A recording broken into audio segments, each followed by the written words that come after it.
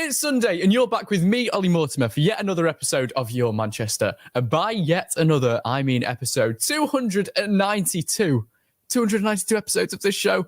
I know, it's hard to believe, genuinely. I've been here since episode 234, and let me tell you, time has definitely flown by. We've still got 8 more episodes before the big 300, though, and that starts tonight, as I take you on a journey with some truly great, inspiring, and exciting interviews. Walk you through the latest theatre shows throughout Manchester. And yes, is Ruddy gone and done it again? He's back. Our Rud has done another ramble later on in tonight's show. My first interview tonight, though, is with someone that I can only call a sensation throughout the drag world. Throughout lockdown, creating digital content got her name on the map, and now she's at Queer Contact 2023 with her own show, Lady Bushra Robbed. And she's here to talk about it with me now. So you play Lady Bushra. Now, can you tell me a little bit about who Lady Bushra is? Yeah, sure. So I play the character of Lady Bushra. I'm a drag comedian. So my name is Amir. I play the character of Lady Bushra. And Lady Bushra is very much inspired by, what can I say, the South Asian women in my life. Lady Bushra is very much Bollywood meets Vicky Pollard. She's a perpetual 19-year-old. She's a perpetual liar and a bit of a crazy person. It's a lot of fun playing the character.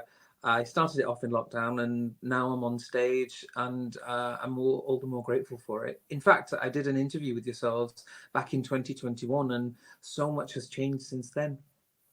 Oh, that's amazing. What does Lady Bushra stand for then? Lady Bushra believes that the earth is flat. She believes that everything is everybody else's problem and not hers, and that she's the victim in every given such scenario. She's very much a Vicky Pollard. She's very much Bollywood on steroids. So yeah, but to be honest with you, the political message behind Lady Bushra is very much around growing up and seeing young South Asian girls who were not able to pursue their dreams due to societal pressures, and so therefore they would come up with this temporary short-term persona that's larger than life. So really, I'm shining a light on those young South Asian women by playing the character that I am. But that's not to say that the character hasn't developed since then, and I do a lot more than just comedy as well. Definitely. I mean, it's that authenticity and that background behind her which plays into a lot of the performances, isn't it? Yeah, absolutely. I think as a drag performer, it's really, really important for you to tap into your strength, tap into your authenticity, whatever comes naturally to you, and whatever comes from a place of truth. I think that's really, really important. So yeah, Lady Bushra is definitely a true, authentic character. When was it that you yourself started playing the character of Lady Bushra then and started doing drag? Yeah, I started playing the character of Lady Bushra probably January of 2020. That was when a couple of friends and we were in Camden, and we just had like an informal conversation about it, and it just sounded funny. Wow.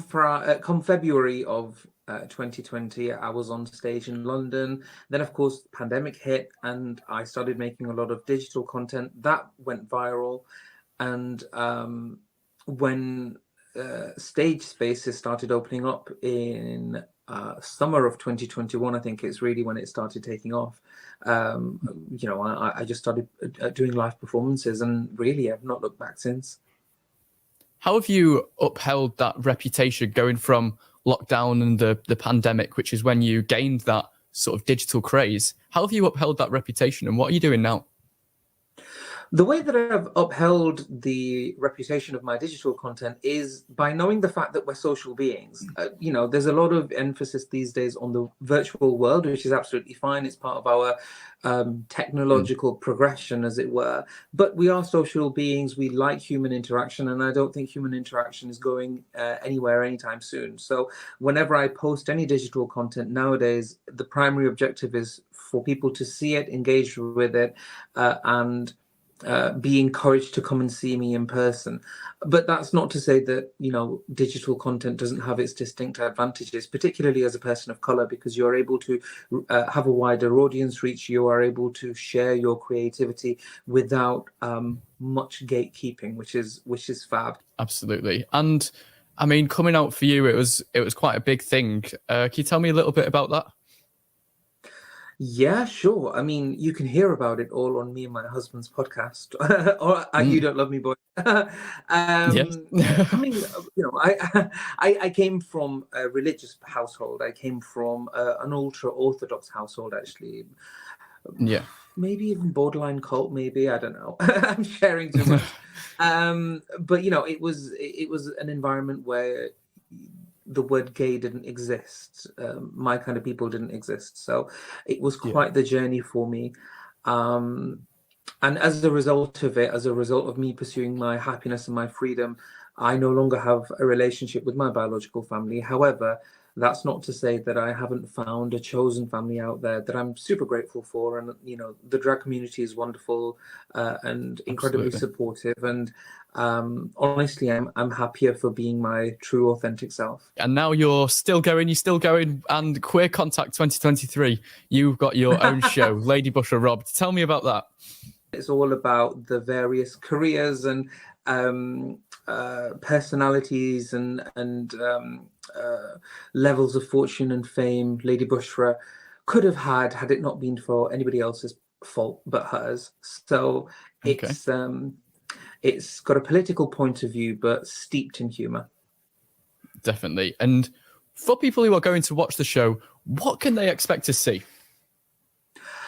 For people who are coming to see Lady Bushra robbed, expect to see outfit changes, expect to see great visuals, expect to see a lot of stand-up comedy, classic style comedy, very much reminiscent of, say, for example, Joan Rivers or what Alan Carr did. They are comedians who inspire me. So it's going to be a laugh riot. I can guarantee you that. All ticket sales are final, though. No refunds. Oh, yes. Well, where can people find tickets and how much are they going to cost? Sure. I don't know how much the tickets are going to cost. I have got to be honest with you. I have no idea. However, Contact Theatre have started this wonderful initiative called the Pinch Ticket. So those who are affected by the current climate, they are able to purchase tickets at a reduced cost. So for those who are interested, definitely do check that out. I'd say we are definitely a lot more reasonably priced than, say, for example, a West End show. So more reasons to stay up north. But if you'd like to purchase a ticket, definitely head over to www.contactmcr.com. And if you'd like to find out any further information about myself, then head over to my website, which is www.ladybushra.com. Thank you. Keep your eyes out for that show, which will be happening in just under a month's time. So get yourself tickets while you still can. Still to come tonight, though, I'll be hearing the inspiring story of Megan Rustage, an upcoming singer-songwriter. And what can I see? I can see Rudge Ramble slowly approaching beyond the horizon. It's coming, and it's coming very shortly onto our show tonight. But before all that, I'd like to tell you about some of the biggest theatre shows that are coming up throughout Manchester. Currently, at the Palace Theatre, The Lion King is gracing the stage, and we'll be doing so all the way until March 21st. If you haven't seen it, then just do me a favour, pause the show, not for very long, just for 1 minute, while you buy your tickets, and then get yourself back here, and we'll continue on with the show. Okay, but looking forward into spring and summer, we'll see some more heavy hitters such as Dirty Dancing, Charlie and the Chocolate Factory, and Heathers the Musical. Down at the Opera House, though, Mamma Mia is getting ready in the coming weeks to take over the stage and give you that dose of ABBA I'm sure you're so desperately needing. And later on in February, keep your eyes out for the Rocky Horror Show. Over at the Lowry, a variety of one-off shows are preparing to begin, including Jason Fox's Life Limit, a Queen Extravaganza, and the fantastic Mind Mangler from the makers of my personal favourite play, which is the one and only play that goes wrong. I mean, it goes wrong, but it's a very good play, so get your tickets. And don't forget that the new Push Festival at Home that you've heard so much about over the last few weeks in our show will begin this Friday and run all the way until the 18th of February. Now, there are so many other shows that we'll need to save for another week because I think that's enough rambling for one person. Are you ready to ramble? Yes, this week I've come to Oldham, to Alexandra Park. Now, it's a 72-acre park. There's lots to get around. Let's go and ramble and explore. Big gates to get in the park. Absolutely beautiful. There's a plaque on here. It says Alexandra Park, 28th of August, 1865. The public park was created as a labour project for the unemployed during the cotton famine of the American Civil War. The area was often used as a speaker's corner. Bit of history there. There's history in every park. Oh, look down there. There's a beautiful lake. But I have to tell you, I've got a phobia about birds. When they flap, I don't like it when they flap. So there's something else you didn't know about me. I'm gonna walk up these steps right now and we'll see what's on the other side. Oh my goodness. 72 acres of land here. How have you all been? Well, I've been working all this week, so I'm so glad to get out right now because I've been busy working. And I'm so excited to be at Alexandra Park and doing another ramble with Rudge. There's a bridge over there which I'm going to cross in a minute. But look at that. Another statue. And on it, it has Rebecca. But I've no idea who Rebecca is though. You can see all those birds on there. I've got to walk past there in a minute. Now, Alexandra Park was opened on the 29th of August 1865 by the then Mayor of Look how stunning this looks. I just love it. Here are the bowling greens at Alexandra Park. If you fancied a game of bowls, and like every good park, there is always a cafe where you can get your latte. I think I might treat myself to one right now. Look, bought myself a latte this week. That's all you need, especially when the weather's been really rubbish recently, hasn't it? It's not been great, has it? But join me next week. Where will I be? Find out. Only on Your Manchester. Back to the studio. I'm going to go and enjoy my latte now. Bye.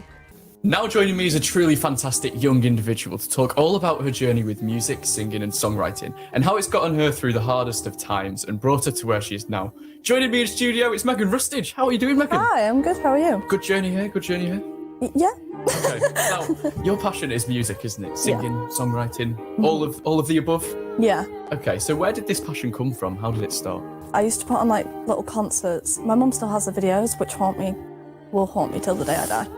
I think I used to do that when I was a child. Yeah, I used to put on like little concerts. The guitar, the piano. Yeah. I used to give them like literal tickets. Wow. Yeah. Did you make them pay? Well, yes. Really? Oh, well, that's a good source, isn't it? I should have. Okay. That would have been good as a kid. Is that when you realised that music was your passion then, when you started doing these and then you sort of thought, I can see myself in the future doing this? I did them a lot for like fun at first. My mum always said I was going to be a performer because I wouldn't shut up. Okay. I just kind of lightning speed did everything, but I did try everything. I did every sport known to man. But I always kind of came back to singing, and I always really enjoyed it and stuff. So.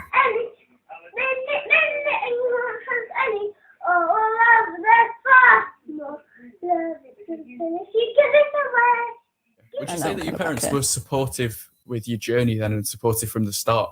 My dad was a bit nervous, and I think he still is. Okay. He really, he's very protective over me. So he's still kind of like, he's scared about it because there's a lot of opinions in the industry and there's a lot of different things that, you know, can ruin a person very easily. They would literally do anything to be able to do what I'm doing today, which I'm very grateful for. I'm very lucky. Of course. And I mean, your mum went with you, or she took you to your first music lesson, didn't she? How did that go? She did.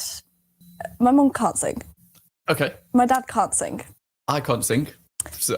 And But I mean, my that's all mum tells me that her grandma could sing. Okay. So maybe that's where I've got it from. I don't know. But she was very confused on how I thought I could sing because no one in the family could. From the concerts when you were From the concert. My mum showed me the videos the other day. And to be honest, I understand why she thought I couldn't. She was like, I don't mean to sound awful, but she said to the singing teacher, she said, if she can't sing, I'm not paying for it. Yeah. So if she's got no potential at all and she's tone deaf, please tell me because I'm not paying for it and I'm not making a fool out of her. So would you say that you're closest with your mum? Because I know that the music teacher who said to your mum that actually she can sing, I know that you're very close with your music teacher. So how does that help you get through everyday life now? My mum is definitely my best friend. She always has been. And my music teacher is like my second mum. Oh, wow. And you say that she took you to college. That's a big thing for you, isn't it? Because you've, as many young people have these days, suffered with, you know, anxiety, PTSD and depression. So for you to be able to take that step, going to college, especially because I believe you were homeschooled as well for the last year of high school, you know, that must have been a big thing. Yeah, it was very scary. I was told I had like a college open day thing, and I was very quickly told that I wasn't going to be able to go to college because I didn't have enough qualifications to get me in anywhere. No college would have accepted me. Yeah. And I remember telling my music teacher, and she kind of just sat there and she went, "You're going to college." And I was like, yeah. And at this point, I really wasn't planning on going to college. Just didn't think that I would be able to do it. For the last year of high school, the last like 6 months, I got homeschooling, and that's literally the only reason I have my 2 GCSEs. Through homeschooling and I guess going to college, singing and songwriting would be something that you could have focused on then. Yeah. And not only have you gone to college, but you've gone to college to study vocal artist, a music course. So you're going to be standing in front of people performing a lot of the days of the week. It's a very big change for me to not really leave the house and be very secluded at home. Now being in a very big city, I know absolutely nothing about. I think everybody who knows me and who knows me personally was very shocked when I said I'm going to Manchester for college for singing. That was a big thing for you. And would you now consider singing and songwriting to be your future? Is that where you want to go? Yeah, definitely. I remember I said to my mum, would it be weird if I wanted to do that as a career? And she was like, what do you mean? I was like perform. Yeah. And she was like, you perform? I was like, yeah. That was kind of when I decided that I wanted it to be more of a career move. But she is very proud. Very and you should be proud of yourself, really. I mean, it's a very important story that I think people should hear, because there must be so many people out there who either want music as their dream, they want it as their future. So to end off, what advice would you give to people who might think that they want to do music but don't know how to get started? Some advice that I would give is definitely kind of staying true to who you are and remembering why you started it. If you are doing music, you know, and you've done it since you were a kid and you love it and you really want to do it, no matter what anybody says to you, you'll do it because you've loved it ever since you were a kid. Well, thank you, Megan, for that. And we want to hear your inspiring stories, so make sure to get in touch with us via our socials or by emailing. Contact us at yourmcr.com. And with that, we've reached yet another end of the show. Time just goes too fast, doesn't it? But remember that you'll be able to listen back tonight at 9 p.m. on Glitterbeam Radio. But also remember that it's not long until the next show, which is coming this Wednesday at 7 p.m. I'm telling you, you won't want to miss it. For now, though, that's all from me. I'm Oli Mortimer with another episode of Your Manchester.